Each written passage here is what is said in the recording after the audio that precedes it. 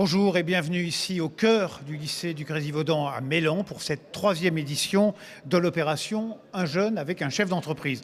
Alors, avec un chef d'entreprise, avec un professionnel, avec un grand professionnel, vous verrez qu'il n'y a pas seulement des chefs d'entreprise qui participent à cette opération. Une 3e édition où le choix a été fait d'aller encore plus dans l'immersion pour découvrir le quotidien, je vous le disais, de grands professionnels.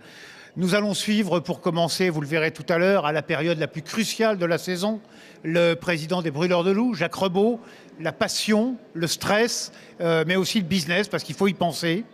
La journée d'un restaurateur passionné, passionnant, et puis polymorphe, parce qu'il est le restaurateur, il va à la cueillette de produits frais, il faut gérer, manager l'entreprise et puis faire tourner la salle.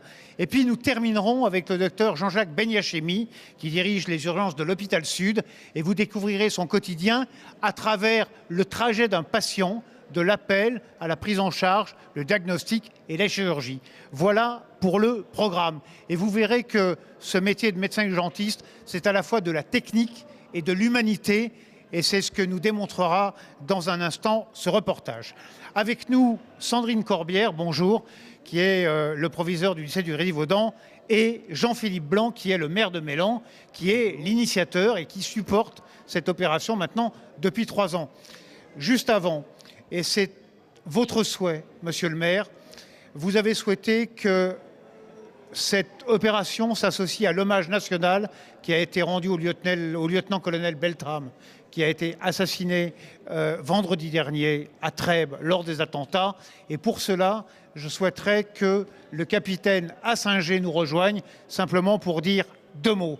Je vous demande d'accueillir et d'applaudir le capitaine Jean-Noël Assinger, s'il vous plaît. Capitaine, juste 2 mots. Le maire souhaitait que cette manifestation s'associe à l'hommage national. Au nom de la gendarmerie, je souhaitais remercier le maire de Mélan et puis tous les habitants de Mélan qui nous ont sollicités et qui sont venus avec nous à la minute de silence hier. C'est très émouvant et très prenant. Et on peut dire que merci à la population de prendre en considération notre métier de gendarme difficile et parfois très dur. Merci infiniment de votre présence et de ce que vous faites au quotidien. Merci, mon capitaine. Alors, Sandrine Corbière, on va rentrer dans le vif de l'opération en disant que cette immersion, cette confrontation précoce à la réalité de l'entreprise, à la réalité des professions, c'est dans l'ADN du lycée que vous dirigez et c'est votre cas et ça a été le cas de vos prédécesseurs depuis la création de ce lycée. Alors, avant de répondre à cela, je vais déjà remercier la ville de Mélan et les 3 professionnels qui ont accueilli nos élèves dans le cadre de cette immersion, qui est en effet très importante dans le parcours de tous nos lycéens, qui commencent dès le collège, puisqu'ils ont l'opportunité de faire des stages en observation, qui s'affinent ensuite en cours de classe de seconde et qui va se confirmer en première et se terminer dans le cadre de leur orientation et accompagnés par les enseignants. Donc c'est très important que ces jeunes se construisent en tant qu'êtres, mais aussi dans leur avenir professionnel et scolaire. Donc cette immersion est importante, on vous remercie, c'est une expérience qui est pour eux très constructive et qui va leur permettre de voir ce qu'est réellement le monde professionnel. Et merci à vous de nous accueillir pour la 3e année consécutive au cœur de votre lycée, je vous le disais il y a un instant. Jean-Philippe Blanc, vous êtes le maire de Mélan. Alors, comme tous les élus, je suppose que l'emploi, la lutte contre le chômage, trouver un emploi, c'est votre quotidien et c'est surtout votre préoccupation majeure. Ce que vous faites là, c'est-à-dire d'offrir la possibilité à des lycéens une ouverture et une rencontre précoce entre un lycéen et la réalité du monde de l'entreprise, ça va dans le sens de, et on en parlera tout à l'heure avec Isabelle Liétard de Pôle emploi, dans le sens de l'employabilité des lycéens aujourd'hui, des étudiants demain. Tout à fait, et je suis très fier d'être parmi vous et heureux. Voilà. Tout simplement, j'ai été confronté moi-même il y a quelques années avec mes enfants qui étaient au lycée du Grésivaudan et qui ont eu d'énormes difficultés à choisir leur voie. Ça n'est pas facile, donc il faut leur montrer un nouveau paysage et pouvoir rentrer dans l'entreprise, se donner une idée de ce que c'est que le monde du travail, ça me paraît important. Et je suis heureux de fêter pour la 3e année ce forum qui nous permet de rapprocher les jeunes du monde de l'entreprise. Fier aussi car nous sommes ici au cœur d'un des plus gros investissements de la commune. Vous ne voyez pas de grue, ni de chantier, et pourtant nous construisons l'avenir avec nos jeunes. L'équipe municipale que je dirige est très attachée à la réussite éducative.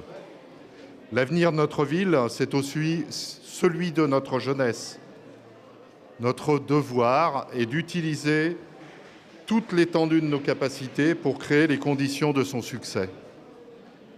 Il est vrai que la commune a perdu beaucoup de compétences. Vous le savez tous, on est en pleine période de changement. Ce mouvement se traduit aussi par une baisse de nos ressources, avec moins de moyens. Il n'y a pas d'autre choix que de définir des priorités.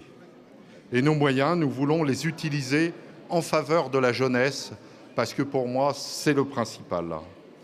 Du plus jeune âge, et je peux vous annoncer que nous sommes au travail pour maintenir le nombre de crèches et la qualité de nos crèches sur la ville de Mélan, jusqu'à l'âge des jeunes qui nous entourent, qui sont à la frontière de l'âge adulte. Madame le proviseur, vos élèves sont déjà là et le seront bientôt encore plus maîtres de leur choix. Le souhait de l'équipe municipale est de les accompagner dans la découverte d'un possible futur univers professionnel. À travers ce forum, nous leur permettons justement d'entrevoir des métiers dans leur diversité et de partager une journée avec un véritable chef d'entreprise. C'est une expérience et une chance unique pour eux et j'incite les autres élèves lors des prochaines années à faire de même ou dans d'autres manifestations, à aller à la rencontre de chefs d'entreprise pour justement percevoir ces nouveaux métiers et pouvoir mieux s'orienter. Chère Madame Corbière, je vous remercie chaleureusement de nous accueillir aujourd'hui au cœur du lycée du Grésivaudan et d'accompagner aux côtés de notre ville vos élèves dans cette expérience.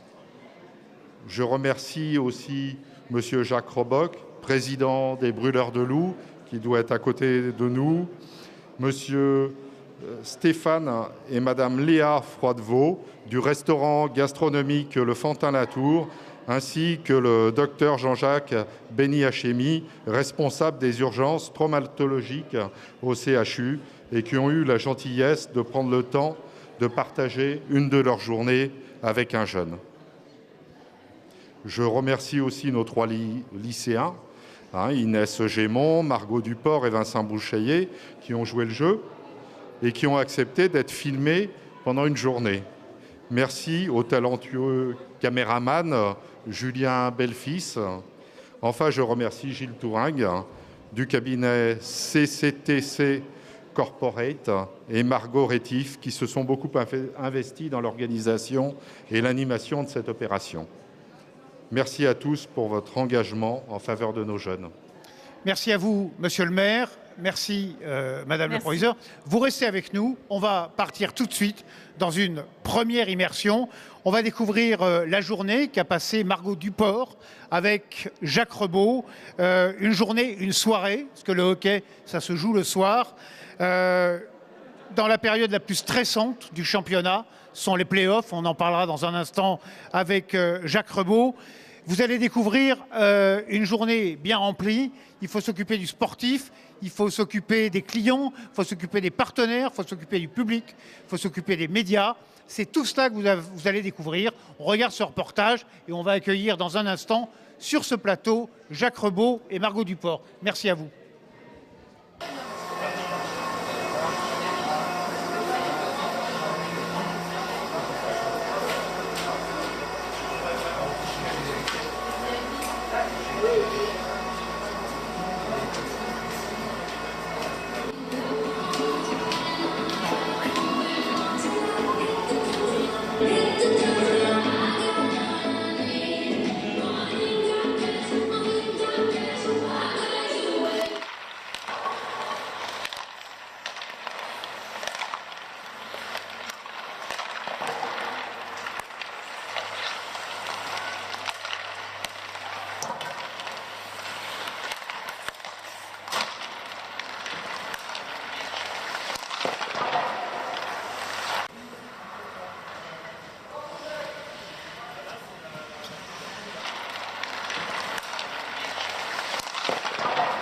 là, l'avantage, c'est que ce qui est vraiment sympa, c'est de faire en sorte que l'ensemble de la patinoire bouge avec derrière l'équipe et de faire en sorte que l'ambiance soit plutôt bonne. L'image du sport a changé, maintenant c'est plus du sport seulement par loisir, mais pour le business et pour le spectacle.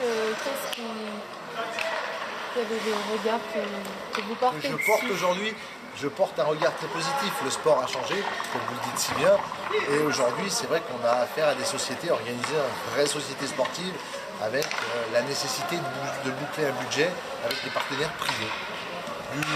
Très peu de public et beaucoup de privés. Et pour ça, le sport a évolué et c'est vrai qu'aujourd'hui on propose un vrai service. L'évolution est importante et il faut tendre de plus en plus vers ce type de sport spectacle. Jacques a un rôle très important au BDL, c'est le président, tout le monde le sait, mais il a un rôle de locomotive, c'est-à-dire que nous, les petits partenaires, on s'accroche derrière Jacques parce qu'on a envie que le club progresse, on a envie que la ville s'affiche un peu partout. Et c'est vrai que le rôle de Jacques, qui est le rôle d'un président, mais qui est un président exceptionnel pour les Brûleurs de Loup, c'est de nous pousser à l'accompagner, de nous pousser toujours un peu plus pour faire des efforts, pour faire évoluer les Brûleurs de Loup et pour faire évoluer les gens. Est-ce que le partenariat avec les Brûleurs de Loup rapporte C'est pas aussi binaire, c'est-à-dire qu'aujourd'hui j'investis pour améliorer mon image. Être manipulé par les Brûleurs de Loup. Effectivement, tout ça, ça a un coût, mais c'est surtout un investissement au sein du club, c'est un investissement au sein de la ville, et c'est un investissement pour faire progresser les Brûleurs de Loup. Chaque réussite des Brûleurs de Loup, j'en prends une partie pour moi et j'ai l'impression que mon entreprise, mes entreprises vont en bénéficier. Mais tout ça c'est subjectif et je préfère ne garder que le côté très objectif de me dire aujourd'hui je suis un petit acteur au niveau du partenariat de la réussite des Brûleurs de Loup. Ça a un intérêt certes pour la société, ça a un intérêt, je dirais, ça a un impact au niveau de l'image.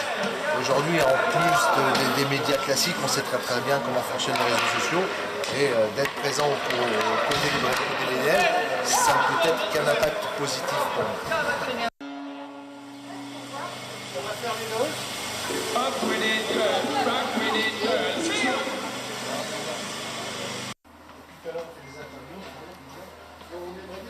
Tu sais, je faisais le prêteur, faire une petite interview du prêteur, on a fait Joël. On a fait moi, t'es où là?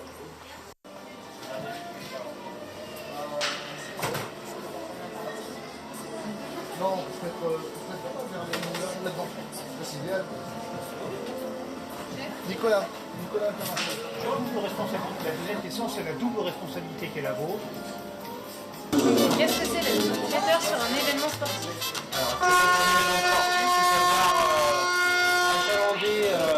Tout ce qui est espace VIP, dans un stade, dans une patinoire, dans un vélodrome, tout comme ça. Et savoir apporter une qualité de service au niveau de nourriture alimentaire et au niveau des boissons. Donc comment est-ce que Jacques Robot vous a choisi? Alors, en fait, c'est des partenariats qui sont signés sur plusieurs années. Et le partenariat s'était créé il y a quelques années de ça avec les anciens présidents du club.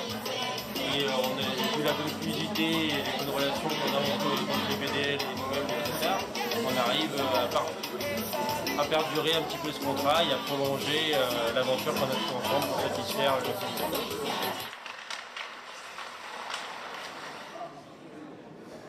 Avec nous, Jacques Rebaud et Margot Duport. D'abord, deux mots pour vous dire que nous remercions Julien Belfils du lycée du Grésivaudan qui a réalisé les images que vous venez de voir dans des conditions un peu compliquées parce qu'il y a beaucoup de bruit dans une patinoire. Jacques Rebaud, d'abord deux mots. La saison se termine un peu brutalement mardi soir à Rouen. Cela dit, vos joueurs n'ont pas démérité et je suppose qu'il y a une vraie fierté de votre part pour eux. Alors effectivement, pour pouvoir travailler sur cette fierté, il faut d'abord qu'on fasse le deuil de cette défaite. Nous étions sur une bonne dynamique tout au long de la saison, on finit premier du championnat et on nourrissait des espoirs de victoire cette année, après 7 ans de disette. Ça n'a pas été le cas, c'est une défaite à Rouen, compliquée, mais effectivement, on commence à travailler sur ce qu'on a pu voir cette année et on commence à voir les premières ersatz de fierté qui arrivent. Alors, ce qui est à la fois positif et négatif dans votre métier, dans cette situation-là, je sais que vous étiez à Rouen lundi et mardi, c'est qu'il faut tourner la page très vite. Tout de suite, il faut ravaler un peu sa tristesse et se mettre au boulot pour la saison qui va suivre. C'est ce que vous êtes déjà en train de faire, je suppose. Oui, tout à fait. Alors, contrairement à l'entreprise où on est sur des projets moyen terme, long terme, là on est sur des projets très court terme. C'est-à-dire que le projet, c'est un projet d'une année. On commence à travailler dès le lendemain de la défaite, sans avoir commencé le deuil de l'année antérieure. Et quand on est dans l'affect, comme j'ai tendance à fonctionner avec mes équipes, c'est un peu compliqué puisqu'on a un groupe de joueurs qu'on voit quasiment pour la dernière fois dans le vestiaire à la fin du match. Et ce groupe-là sera mort. Et un nouveau groupe renaîtra dans les prochaines semaines, les prochains mois. Voilà, donc c'est quelque chose qu'il faut accepter, mais ça fait partie aussi de la beauté d'être dirigeant d'un club de sport. Alors Margot, toi, tu as choisi d'aller passer une journée et une soirée avec Jacques Rebaud auprès des Brûleurs de Loup. D'abord parce que tu joues au hockey, d'autre part parce que tu es passionné par l'image. Et d'ailleurs, on a vu des images que toi-même tu as réalisées pendant ce reportage-là. Et puis parce que tu t'intéresses à l'entreprise sportive. Qu'est-ce que tu retiens de cette journée que tu as passée au plus près des Brûleurs de Loup? Alors, j'ai découvert un autre côté du hockey, donc, qui est un sport spectacle. Donc, il y a beaucoup il y a un côté par rapport aux clients, à tout ce qui est à l'image. Donc, je suis dans l'option cinéma depuis 2 ans dans ce lycée et je fais également du hockey depuis 2 ans au Brûleurs de Loup. Donc, tout ce qui est sportif et image m'intéresse énormément. Alors, c'est ce qu'on disait avec Jacques Rebaud. Ce métier-là de président de club sportif, c'est un métier multifacette. Il faut s'occuper du sportif, il faut aller voir ses joueurs. Il faut s'occuper du business, il faut aller voir ses partenaires, le public. Il faut s'en occuper, il faut les accueillir. Il faut aller voir le traiteur. Il faut gérer les médias. C'est ça, votre quotidien de président de club? Oui, quelque part, c'est d'orchestrer tous ces secteurs très différents et essayer de ne pas faire du clientélisme parce qu'on est, comme le disait, comme on l'évoquait il y a un instant, il faut qu'on soit dans cette notion de spectacle, de plaisir qu'on va procurer à chacun et cette alchimie naît de valeurs qu'on va véhiculer à chaque niveau, mais on peut envisager, bien que les secteurs soient différents, de véhiculer les mêmes valeurs. Et c'est ce qu'on essaie de faire au Brûleurs de Loup. Margot, toi, tu as aussi retenu ce côté où il faut être un peu partout à la fois et avoir plusieurs compétences. C'est ce qui t'attirerait potentiellement dans ce genre de métier? Alors oui, pourquoi pas. Tout ce qui est, je me destine peut-être à des études de cinéma ou dans le sportif.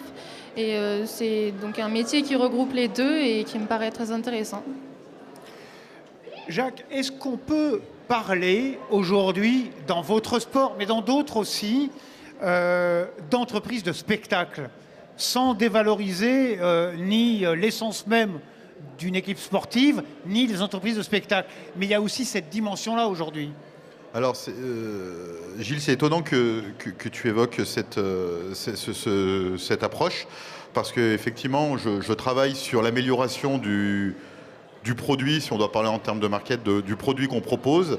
Et effectivement, l'un de mes livres de chevet est comment animer une soirée de spectacle. Et donc l'approche est vraiment d'être sur ce terrain-là. C'est pas d'aller chercher que des sportifs ou que des supporters. C'est d'aller chercher des gens qui viennent passer une bonne soirée et apprécier un spectacle qui doit convenir à toutes les catégories d'âge, de 5 ans à 90 ans. Et aujourd'hui, c'est l'axe sur lequel nous essayons de travailler, c'est de produire des spectacles et pas une rencontre sportive uniquement. Alors, Jacques Rebaud, au cas où on ne l'aurait pas compris, vous ne faites pas que ça dans la vie. Vous êtes aussi le patron d'une entreprise qui est le groupe immobilier AGDA, qui est un groupe important dans le département. L'opération qu'on mène aujourd'hui, c'est aussi cette confrontation rapide, précoce des lycéens à la vie de l'entreprise. Vous êtes quelqu'un qui, dans votre entreprise, donnez sa chance à des jeunes qui n'ont pas d'expérience et vous leur dites « apprends sur le tas, montre-moi ce que tu es capable de faire. Ça veut dire que ce qu'on fait là va dans le sens de ce que vous croyez profondément. Tout à fait. C'est quelque chose que je porte vraiment, puisque j'ai jamais été un élève très brillant. J'étais plutôt laborieux, j'allais dire. Et je crois vraiment en la capacité, en valeurs humaines. Et je pense que chaque étudiant, en travaillant sur lui, en travaillant sur ses valeurs, peut apporter beaucoup à l'entreprise. Et c'est cela qu'on va chercher. Je suis intervenu récemment dans un autre établissement scolaire qui est le lycée Marie Curie, où c'était un rapprochement avec l'entreprise. Et j'ai essayé de passer ce message aux trentaines d'étudiants qui étaient dans la classe. C'était de leur dire essayez, testez, osez. Et très souvent, c'est en découvrant l'entreprise, on peut partir de cette théorie qu'on apprend dans ces établissements vers la pratique. Et souvent, la pratique va nous révéler des étudiants. Et c'est ce que je crois dans les jeunes qui nous rejoignent régulièrement. Margot, est-ce qu'on peut dire 2 mots? Est-ce que tu as déjà dessiné un parcours professionnel, un avenir? Est-ce que tu sais où tu veux aller, ce que tu veux faire? Et est-ce que ce qu'on a fait t'a aidé à, on va dire, durcir encore un peu plus ton choix? Alors, j'ai pas vraiment décidé ce que je voulais faire, mais c'est vrai que c'est une voie qui m'inspire beaucoup, qui est très intéressante, qui est très ouverte. On gère beaucoup de choses en même temps et ça me paraît extrêmement intéressant. Merci beaucoup, Margot. Merci, Jacques Rebaud, d'avoir été ici aujourd'hui. Je sais que la période est un peu compliquée, que c'est pas facile. Merci en tout cas d'avoir pris du temps. Vous restez avec nous, on va recevoir, parce que c'est important, on va parler de l'emploi, parce que tout ça a quand même un objectif, c'est l'employabilité des jeunes avec cette confrontation précoce. Je vous demande d'accueillir et d'applaudir Madame Isabelle Liétard de Pôle emploi. Venez à côté de moi. Bonjour. Bonjour. Merci Isabelle de Liétard. proposer ce témoignage. Le gouvernement porte un ambitieux projet de réforme de l'apprentissage. D'abord, c'est la reconnaissance de ce mode d'enseignement, c'est-à-dire à la fois la théorie et la pratique. C'est aussi la volonté du gouvernement d'étendre cet apprentissage à d'autres métiers, à d'autres filières. Ce n'est pas une filière dévalorisée ni dévalorisante, contrairement à ce qu'on peut penser. Ça veut dire que ce que l'on peut appeler l'enseignement du réel, ça fonctionne bien? Oui, ça fonctionne bien, ça marche. À Pôle emploi, donc, nous accompagnons les jeunes dans leur parcours de formation. Nous les accompagnons sur leur retour à l'emploi, mais nous accompagnons aussi les entreprises. Et nous voyons bien, je le constate tous les jours, que les jeunes qui ont suivi un parcours d'apprentissage, ou plus largement même un parcours d'alternance, trouvent très rapidement un emploi. On parle aujourd'hui, dans les 6 mois, de 7 jeunes sur 10 qui retrouvent un emploi qu'on appelle durable, c'est-à-dire sur plusieurs années. Donc vraiment, c'est une méthode, un fonctionnement qui marche, on peut le dire. Alors pourquoi, vous allez me dire, hein? Pourquoi? Alors, parce que non seulement il y a une formation théorique, mais il y a surtout cet apprentissage du réel, où le jeune acquiert des compétences, acquiert des savoir-faire professionnels, mais pas que, puisqu'il acquiert aussi des qualités professionnelles, des savoir-être qui vont lui permettre d'être très opérationnel et, dans le monde du travail. Alors, pour aller dans votre sens, que j'ai essayé de me documenter un peu, l'EFMA, qui est à Bourgoin-Jallieu, qui forme les artisans en apprentissage, c'est 83% de réussite aux examens, 90% de jeunes qui trouvent un emploi en sortant de l'EFMA. C'est donc indéniablement une filière qui fonctionne et qui fonctionne bien. De réussite, voilà. Effectivement, on ne les voit peu. À Pôle emploi, on voit très peu ces jeunes qui ont ces parcours, puisqu'ils sont très rapidement attirés par les entreprises. Avec un parcours dans l'entreprise, un jeune est très attractif pour une entreprise, avec des compétences qui correspondent aux besoins des entreprises. C'est ça aussi qui est important. C'est vraiment en réponse aux besoins de l'entreprise. On en parlera dans un instant avec le docteur Benyachemi, mais les études de médecine, c'est une forme d'apprentissage. Il y a une confrontation très rapide à la réalité de la profession de santé. Aujourd'hui, à votre fonction, au rôle qui est le vôtre, au poste d'observation qui est le vôtre de l'emploi dans le département, est-ce que vous considérez que ce manque d'expérience du réel, ce qu'on va mettre entre guillemets, le manque d'expérience du réel, est un frein à l'employabilité? très clairement? Alors, ce n'est pas un frein, mais c'est un vrai atout. C'est-à-dire qu'un jeune aujourd'hui qui a ce parcours en alternance a énormément de chances de retrouver un emploi. Donc c'est un vrai atout. Il a un ensemble de compétences. Aujourd'hui, les métiers évoluent très vite. Donc d'être dans l'entreprise, au cœur de ces compétences attendues aujourd'hui, nécessairement est très attractif pour l'entreprise. Donc c'est un frein, mais c'est un vrai atout, je vais dire. Alors Isabelle Liétard, depuis des années, sur ce qui est l'apprentissage, on met en lumière l'exemple allemand. C'est vrai qu'a priori, quand on regarde les chiffres chez eux, ça fonctionne et ça fonctionne plutôt bien. Cette généralisation de l'apprentissage. Oui, vous parlez de l'Allemagne, il y a également la Suisse. C'est vrai qu'aujourd'hui, dans ces pays-là, c'est 20% de jeunes qui sont sur ces filières d'apprentissage. Aujourd'hui, on est à 7%. Donc, élargir, et c'est très bien que vous parliez de la médecine, parce qu'on y pense peu, mais c'est aussi une filière qui est sur cette forme d'apprentissage. Il faut élargir, effectivement, et on voit bien dans toutes les écoles, même je dirais les plus prestigieuses, aujourd'hui, on voit que l'alternance est une forme aujourd'hui d'apprentissage qui se présente de plus en plus. Et nous, à Pôle emploi, nous accompagnons les jeunes et nous les orientons vers ces filières d'apprentissage et d'alternance. Alors, une dernière question, on l'a vu avec Jacques Rebaud, il faut donner sa chance, et il donne sa chance à des jeunes.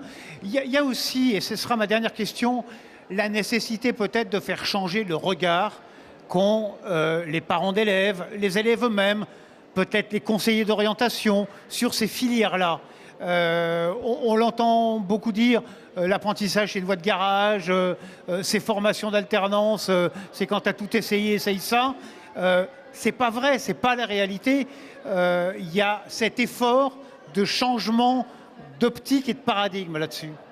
Oui, c'est vrai qu'on a une culture très académique et la valeur de la théorie, mais c'est avec des exemples comme les vôtres que l'on voit que l'apprentissage, l'alternance, la période en entreprise, c'est vraiment un atout pour un jeune pour retrouver un emploi. Donc je pense que ce sont ces exemples qui feront changer le regard que l'on porte.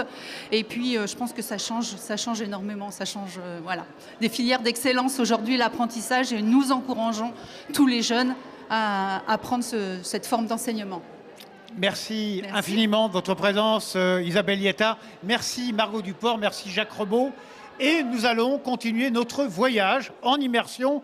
Alors cette fois, on va enlever notre maillot de hockey, on va mettre notre tablier et on va aller passer une journée avec un restaurateur pas comme les autres, un passionné, un passionnant, un proche de la nature, quelqu'un de très engagé. C'est Stéphane Froidevaux. On regarde ce reportage réalisé par Julien Belfils et on reçoit son épouse dans un instant parce qu'à cette heure-là, un cuisinier, logiquement, fait la cuisine. Voilà, merci à vous.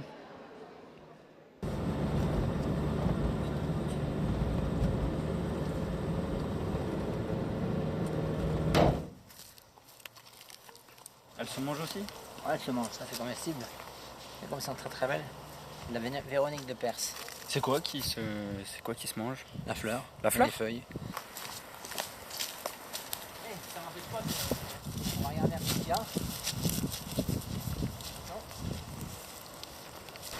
On va faire un pesto, c'est pour un nouveau plat que je vais sortir ce week-end. Vous avez besoin d'aide? Ben, en fait, il faut remplir les 2 seaux. Ok, bah. Et quand il est tout jeune comme ça, il va entendre, il est bon. Ça s'appelle une benoîte. Et en fait, une fois qu'on nettoie la racine à l'eau, que vous mangez la racine, c'est une racine qui a des arômes de clous de girofle. Donc la journée, moi, elle commence très souvent le matin à 6h, 5h30, 6h, parce que demain matin, à 5h15, je suis au marché. Je suis le seul restaurateur à aller au marché, aux mines. Je choisis tous mes légumes, parce que moi, j'ai besoin de choisir mes légumes. C'est un céleri sauvage, ça s'appelle l'égopode. D'accord? Que je commence à ramasser. Il y en a tout partout. On commence à ramasser les oignons sauvages. En contrebas, il y avait de la pervenche. On va faire les fleurs de prunelle. Je vais voir un petit peu aussi tout ce qui est lierre terrestre, épière, où est-ce que ça en est. Donc les premières cueillettes, elles se font là. Moi, j'ai des plats. Sur chaque saison, les gens viennent un peu pour ça. Donc j'ai mon plat qui est un peu référence. qui a un côté rassurant, qui est toujours bien fait, qui est l'image de la maison, qui est toujours sur la carte. Et du coup, après, Et là-dessus, j'intègre des nouveaux plats.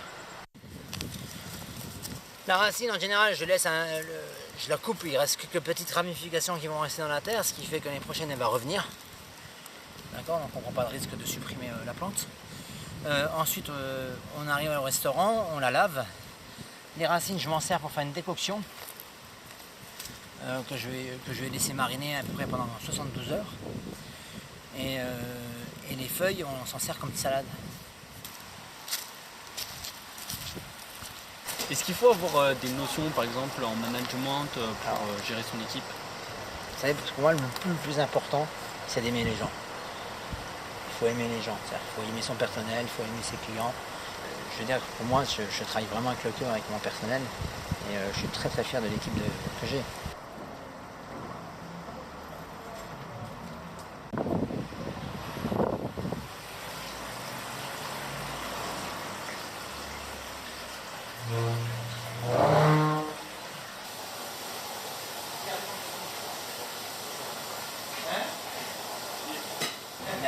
Pour le cocktail, et je suis en train de faire toutes mes sauces, cuire les légumes, bonsoir.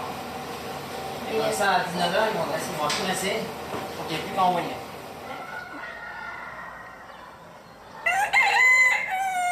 Pour le nier, nous expliquer un peu quel est votre rôle en tant que seconde cuisine.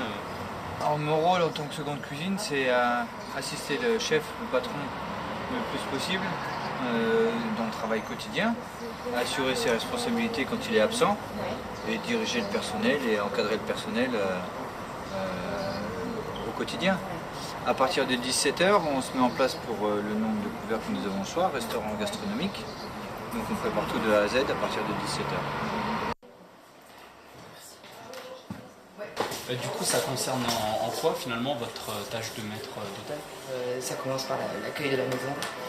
Après le bon fonctionnement aussi de la salle, des services, toujours informer la cuisine. C'est vrai que mon rôle, c'est vrai que c'est conteuse de... Je compte les plats du chef.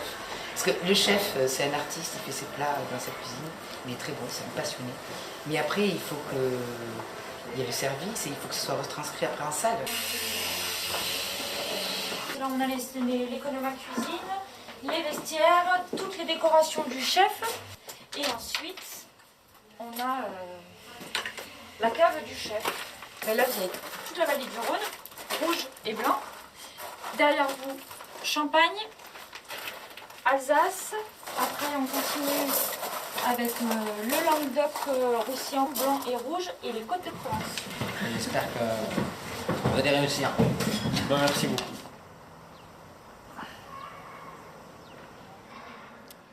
Avec nous, Léa Quéron-Froidevaux, vous êtes l'épouse de Stéphane Froidevaux. Alors, il y a une certaine logique à tout ça, c'est qu'à l'heure où nous enregistrons cette émission, votre mari est en cuisine, puisque son métier, c'est d'être cuisinier. Deuxième information que je vous donne, Vincent Bouchaillé, que vous avez vu dans ce reportage, qui a fait cette immersion, est malade. Donc, il ne peut pas être avec nous. On l'embrasse s'il nous regarde. En tout cas, ce que je peux vous dire, c'est que Vincent se destine à ces métiers de la restauration, peut-être pas cuisinier, plutôt dans un rôle de gestionnaire. Et c'est de cela dont on va parler avec vous.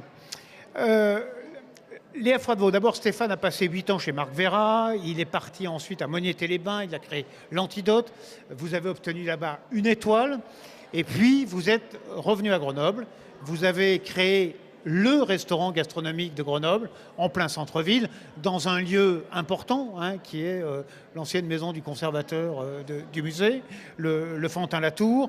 Il a fait le choix de ne pas courir après l'étoile à Grenoble. On en parlera dans un instant. D'abord sur le métier. C'est vrai qu'il a un parcours atypique, de passionné, j'ai presque envie de dire d'artiste.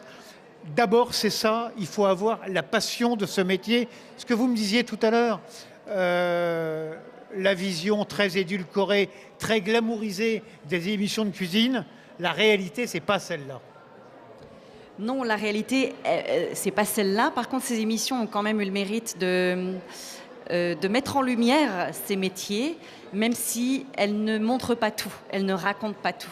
L'envers du décor est moins glamour que ce que ces émissions montrent, mais quand même, c'était assez sympathique de mettre en valeur tous ces cuisiniers, ces chefs, ces brigades, etc.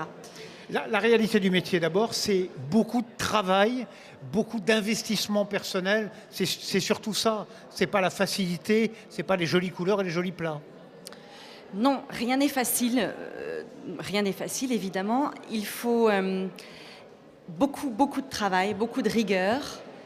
Et puis, si possible, une fibre artistique que tout le monde ne peut pas avoir. Mais il faut ça, il faut les deux. Alors, lui, il a une fibre artistique et puis une fibre d'aller chercher des produits locaux dans la nature. On l'a vu dans le reportage dans la plaine de Gières. C'est ça aussi qui fait son originalité. C'est aussi ça, on ne va pas s'en cacher, l'héritage culturel de Marc Verrat. Oui, alors il faut dire que, comme Marc Verrat d'ailleurs, il est issu d'une famille d'agriculteurs, de gens qui viennent vraiment de la terre, de la campagne, et qui ramassaient les produits trouvés dans la nature au gré des saisons pour les transformer, les mettre en bocaux, pour les consommer tout de suite, etc. Il a cette culture-là qui est très importante. Ensuite, il l'a développée chez Marc Verrat. C'est lui qui, le plus souvent, partait en cueillette 3 fois par semaine pour rapporter les herbes et fleurs sauvages pour la cuisine de Marc Verrat. Il est autodidacte, il a appris tout le nom des plantes, leur nom latin, les lieux où elles poussent, comment elles... Enfin bon, c'est une vraie science et qu'il a acquise au fil des années. Et effectivement, c'est une passion pour lui. Alors, le métier de restaurateur, tel qu'on le voit, et là vous y êtes pleinement associé, comme je le disais avec Jacques Rebaud, c'est un métier multifacette. Il y a la cueillette, il faut aller au marché, il faut aller en cuisine, il faut briefer la salle, il faut s'occuper des clients, il faut gérer l'entreprise, il faut s'occuper de la communication. C'est ça, aujourd'hui, le métier de cuisinier, restaurateur, chef d'entreprise. Oui. Alors, j'ai envie de dire qu'il faut savoir s'entourer. On ne peut pas tout faire de manière excellente. Il faut savoir s'entourer en fonction des points forts de chacun. Il a beaucoup de points forts. Par contre, vous le mettez 10 minutes dans un bureau, il va craquer. Mais à la rigueur, les clients, ils s'en fichent. Donc, ce qui est important, c'est de savoir s'entourer. Mais effectivement, il est DRH, il est chef d'entreprise, il est très rigoureux dans la gestion de son entreprise. Et ça, effectivement, c'est primordial. Il faut être un peu partout, mais aussi savoir s'entourer, ce qu'il sait très bien faire. Une question, Léa, dans un domaine qui vous concerne, c'est celui de la communication. Aujourd'hui, avec les réseaux sociaux, vous pouvez vous faire déglinguer en un clic ou porter au pinacle en un clic. Comment on fait pour gérer aujourd'hui cette pression, parce qu'elle est réelle, cette pression? Elle est réelle, mais en fait, je vais vous dire, ça n'était pas notre priorité. Pourquoi? La priorité, elle est dans ce que le chef va proposer et la manière dont c'est servi en salle. Les réseaux sociaux, c'est un plus. Mais nous, on a vraiment accès, tout vient de là. Et puis, si vous êtes bon en cuisine et en salle, et avec votre personnel, pour qu'il soit bien dans le restaurant, etc., vous avez tout gagné. Après, vous pouvez communiquer dessus, mais vous ne pouvez pas vous faire assassiner si vous faites du bon travail. Il faut être vigilant. C'est moi qui m'occupe de la communication. Je m'en occupe, je pourrais en faire plus. J'en fais un petit peu. Mais l'essentiel, pour nous, n'est pas là. Léa, pour terminer, si Vincent Bouchailly était avec nous, et encore une fois, il est malade, qu'est-ce que vous lui diriez pour le convaincre de faire ce métier, d'embrasser cette carrière et d'y aller? Il faut être passionné.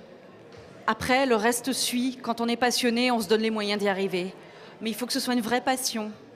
Voilà, tout simplement. Et après, tout ira bien. S'il aime ce qu'il fait, tout ira bien. Est-ce que Stéphane a su faire? Est-ce que vous avez su faire avec nous? C'est aussi transmettre cette passion. C'est pas simplement un geste, c'est une passion et c'est une envie. Merci infiniment, Léa Froidevaux. Alors, on va enlever notre tablier. On va maintenant mettre une blouse blanche.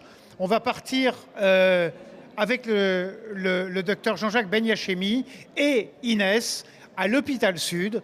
Et vous allez voir, on va aller de la prise de l'appel téléphonique à la prise en charge du malade, à son accueil, au diagnostic, jusqu'à la chirurgie. On regarde ce reportage réalisé par Julien Belfils et le docteur Benyachemi et Inès seront sur ce plateau comme par magie dans un instant. Merci à vous. Merci.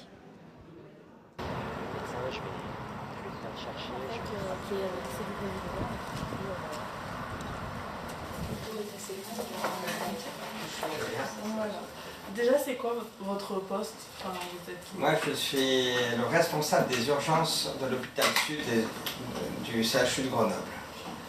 Ça fait combien de temps que vous travaillez du coup dans ce CHU? Ici, là, parce que dans ce CHU, ça fait pas mal d'années, mais je suis le responsable depuis 2001 ici. Depuis 2001, donc ça fait 17 ans maintenant. Et vous n'avez pas envie de changer toujours la même chose? Oui, parce qu'en fait, tous les jours, c'est différent. Et en fait, j'ai un métier où j'apprends tous les jours. C'est ça qui fait la richesse de mon métier. Et c'est pour ça que je suis là. C'est que tous les jours, j'ai des patients différents, j'ai des contextes différents, j'ai des difficultés différentes, j'ai des rencontres différentes. Et c'est pas une routine. Si on vous aurait proposé un autre métier, vous aurez accepté ou ça vous plaît vraiment ce que vous faites? Je suis fait pour ça. J'ai fait mes études ici sur Grenoble et puis j'avais été externe ici. Externe, c'est étudiant en médecine à l'hôpital et j'étais passé dans le service du professeur Sarah Gaglia. Et j'étais passé aux urgences ici aussi. Il savait mon intérêt un peu pour les urgences et notamment les urgences traumatologiques. Et c'est pour ça que quand l'occasion s'est présentée, il m'a appelé pour venir prendre en charge son service des urgences.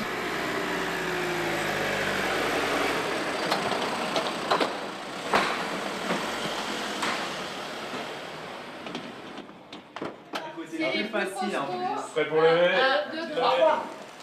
Oh pétard! Oh pétard de pétard! Ça va? Vous n'avez pas trop fait mal? Fracture, col fémur droit. Voilà. C'est d'études, ça partait à 11h30. Fracture ici, là, à ce niveau-là, au niveau du péroné, et le tibia il est cassé à ce niveau-là.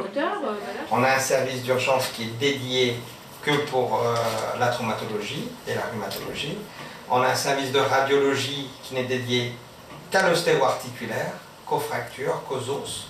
On a une équipe d'orthopédistes, de rhumatologues, de médecins de sport, de rééducateurs, tout ça centré sur cette filière de traumatologie. Ma mission ici, c'est de les recevoir quand ils se font mal, de les recevoir en calmant la douleur, de les installer correctement là où il faut, de faire tous les gestes qui ne se font pas au bloc opératoire. Donc on les accueille, on les calme, on les installe, on fait des diagnostics parce qu'il y a tellement de pièges, ça peut mal se passer si on passe sur quelque chose d'important. Et puis on traite tout ce qui ne va pas au bloc opératoire. Et après, si ça va au bloc opératoire, ils sont mis dans les mains des chirurgiens. Et là, après, ça va en orthopédie, au bloc opératoire, etc. Mais c'est toujours la même filière. Je suis abîmé un peu la cheville et le tibia. Ça fait mal un peu? Même là encore, ça va mal. Est-ce qu'il y a des patients qui vous ont marqué ou non? Il y en a, il y en a régulièrement. Régulièrement, il y a des patients qui nous marquent, bien sûr. Et heureusement, on n'est pas insensible ni à la souffrance, ni à la beauté des différentes situations qui peuvent exister à un moment donné. Des enfants qui nous parlent quand ils sont dans une souffrance peuvent nous sortir des mots très profonds et très adultes et qui sont des leçons de vie. Donc on apprend tous les jours, c'est ce qui fait vraiment la beauté de ce métier.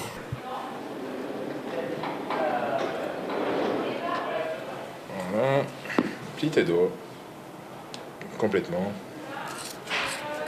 Vas-y, sors-les. Et est-ce que vous avez eu des obstacles dans votre parcours ou des choses qui se sont mal passées et donc vous avez remis en doute la vocation ou... Oui, c'est semé d'embûches. Le métier de médecin et de médecin hospitalier est semé d'embûches. C'est pas tout rose, mais à force de persévérance, on peut y arriver. Là, c'est M. Sargaglia qui est en train de mettre une prothèse. La mission de soigner, elle passe par le contact et la confiance des gens entre eux et le toucher. Ça, c'est quelque chose de primordial. Donc, il faut avoir un contact humain, sinon il faut faire un autre métier. Donc, voilà. Donc, si vous avez ce contact humain et cette passion, il faut foncer. D'abord, un mot de remerciement à la direction de la communication du CHU et à la direction générale du CHU de nous avoir autorisé à rentrer un peu dans la cuisine, en fait. Et je le dis à dessein, Dr Beniachemi, parce que c'est un peu la saison là en ce moment. Hein. C'est surchargé avec les accidents de ski, toute la traumatologie et l'orthopédie qui en découlent. Donc merci encore à vous. Inès, je vais commencer par toi. Qu'est-ce que tu retiens de cette journée? Je sais que tu te destines à des études de médecine. Ça te confirme dans ton choix? Oui. Alors, cette journée, elle m'a vraiment confirmée dans mes choix d'orientation parce que je me suis rendu compte que c'était vraiment ce que j'aimais faire et ce que j'aimerais faire. Et moi, vraiment, c'était une expérience très enrichissante et j'ai appris beaucoup de nouvelles choses. On en parlait, Dr Beniachemi, tout à l'heure avec Isabelle Liétard de Pôle emploi, de l'apprentissage. Les études de médecine sont des études par apprentissage. Il y a une partie théorique en première, en deuxième année, mais très vite, on est confronté à la réalité de ce métier. Et comme d'autres métiers, il y a le geste technique, et ce qui transparaît à travers vous, il y a aussi la passion. C'est ça les deux qualités d'un bon médecin urgentiste. C'est un bon technicien, un passionné, quelqu'un de particulièrement humain. Absolument. C'est d'abord une science dans son apprentissage et vraiment un art dans sa pratique. Et comme tous les arts, on a besoin de compagnonnage. Et plutôt, je mettrais ce terme de compagnonnage parce que c'est quelque chose d'extrêmement important, et notamment en médecine. Dès la 3e année de médecine, les étudiants viennent en immersion, et c'est à ce moment-là qu'on fait cette transmission du savoir et du savoir-faire. Alors, on le voit, on l'entend, on le lit, les urgences débordent partout en France. Les urgences, c'est très particulier. Alors, ça fait parfois rêver. Il y a eu des séries télévisées célèbres qui ont donné un peu une version glamour de tout ça. La réalité est un peu différente. Pour autant, on ne peut pas faire ce métier sans avoir le goût des autres et cette passion. Et encore une fois, je le dis parce que c'est ce qui transparaît de ces images, c'est votre cas. Absolument. L'activité des urgences va en s'augmentant. Alors ceci est dû à de multiples facteurs. Le problème de la permanence des soins, le problème de l'augmentation de la population, les sports à risque qui arrivent, les épidémies différentes qui existent. Mais je pense qu'on peut avoir une réponse à tout cela. Depuis novembre de cette année, de novembre 2017, la médecine d'urgence est devenue une spécialité à part entière. Et je pense que comme cette spécialisation dans les différents domaines, comme en chirurgie, il faut maintenant des urgentistes hyper spécialisés. En hyper spécialisant notre profession, on arrivera à faire des équipes permettant de pouvoir répondre à ce flux augmentant au niveau des urgences. Inès, c'est ce que tu retiens, toi, aussi, de cette expérience, c'est-à-dire à la fois un métier de haute technicité et un métier très, très humain. Il faut avoir le goût de l'autre, aimer l'autre. Et c'est vraiment cette alliance entre le contact et le travail qui m'attire parce que je trouve ça très intéressant. Et comme le docteur Beniachemi m'a bien expliqué, c'est vraiment ce que j'aimerais faire parce que j'ai envie de faire ce métier. Docteur Beniachemi, je voudrais terminer avec vous en disant que les urgences ont ça de particulier. D'abord, Grenoble est le premier trauma center de France pendant la saison de ski, ça c'est le premier point, et que se côtoient l'urgence vitale, mais aussi la misère sociale. Les urgences, c'est aussi le reflet de notre société. 2 mots sur ce sujet. Absolument, on reçoit vraiment tout le panel de la société, des plus pauvres aux plus riches, des plus démunis aux plus aisés.